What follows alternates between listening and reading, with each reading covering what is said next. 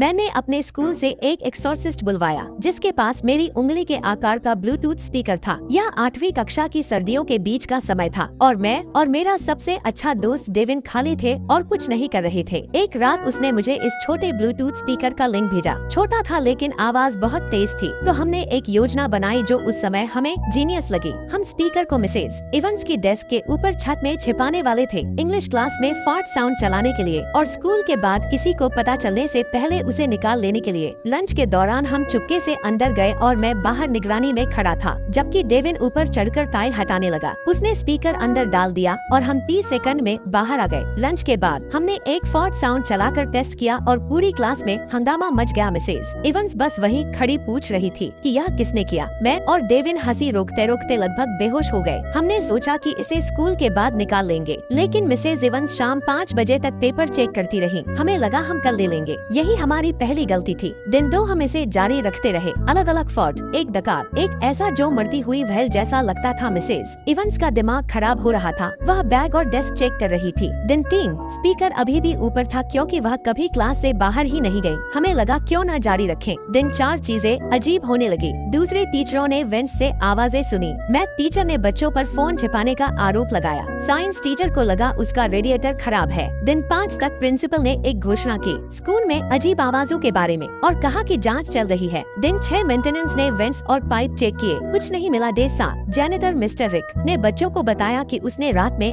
आवाजें सुनी जब स्कूल में कोई नहीं था। तभी बच्चों ने कहना शुरू किया कि स्कूल भूतिया है। दिन 10 स्पीकर अभी भी चल रहा था। मैंने बैटरी लाइफ देखी और उसमें लिखा था 8 घंटे। लगभग 2 हफ्ते हो चुके थे। मुझे लगने लगा कि इस चीज में सच में कुछ गड़बड़ है। दिन 12 एक पेरेंट ने स्कूल में कॉल किया, डिमोनिक एक्टिविटी को लेकर चिंतित। उसकी बेटी क्लास आने से डर रही थी। दिन 14 हमारी इमरजेंसी असेंबली हुई और प्रिंसिपल ने कहा कि वे एक स्पेशलिस्ट बुला रहे हैं। मुझे लगा शायद प्लम्बर या इलेक्ट्रिशियन, और डेविन ने मुझे अपनी माँ का ईमेल दिखाया। उन्होंने एक एक्सोर्सिस्ट बुलाया था, असली एक्सोर्सिस्ट जो 2 शहर दूर चर्च से था। तभी मुझे समझ आया कि हम बहुत आगे निकल चुके थे। वह सोमवार सुबह आया, लंबा आदमी, भूरे बाल और लंबा काला रोब पहने हुए, बाइबल और होली वाटर लेकर, जैसे किसी फिल्म में डेमन से लड़ने आया हो। बच्चे खिड़कियों से चिपक गए थे। टीचर पढ़ाना छोड़ चुके थे। पूरा स्कूल इस आदमी को गलियारे में चलते देख रहा था, प्रार्थना करते हुए और लॉकर पर पानी छिड़कते हुए। मैं मिसेज इवंस की क्लास में बैठा था, दिल तेज धड़क रहा था। डेविन मेरे बगल में हंसी रोकने की कोशिश कर रहा था। मैंने फुसफुसाकर कहा कि हमें अब सच बता देना चाहिए, इससे पहले कि मामला और बिगड़े। उसने फुसफुसाकर कहा कि मैं पागल हूँ और यह उसके जीवन की सबसे अच्छी चीज है। तभी एक्सोर्सिस्ट हमारे दरवाजे पर रुक गया। वह अंदर आया और पूरी क्लास में सन्नाटा छा गया। वह क्लास के बीच में गया और अपनी आंख बंद की और जोर से प्रार्थना करने लगा। तभी डेविन ने अपने जीवन का सबसे खराब फैसला लिया। उसने डेस्क के नीचे से फोन निकाला और एक और फार्ट साउंड चला दिया। द एक्सोर्सिस्ट की आंखें अचानक खुल गईं। कोई नहीं हिला। वह धीरे धीरे छत की तरफ देखने लगा जो मिसेज इवंस की डेस्क के ठीक ऊपर थी और उसने सीढ़ी मांगी। मिस्टर रिक एक सीढ़ी लेकर आए और एक्सोर्सिस्ट ऊपर चढ़कर टाइल हटाने लगा। उसने अंदर हाथ डालकर एक धूल से ढका छोटा ब्लूटूथ स्पीकर निकाला। उसने उसे हाथ में लेकर काफी देर तक देखा। फिर वह मिसेज इवंस की तरफ मुड़ा और बोला, खैर यह पहली बार है। मिसेज इवंस आधे सेकंड तक कंफ्यूज दिखी, फिर उनका चेहरा गुस्से से भर गया। उन्होंने पूरी क्लास को देखा और डेविन को देखा जो अभी भी फोन पकड़े था, जैसे कोई बेवकूफ हो। उसने हल्का सा हाथ हिलाया।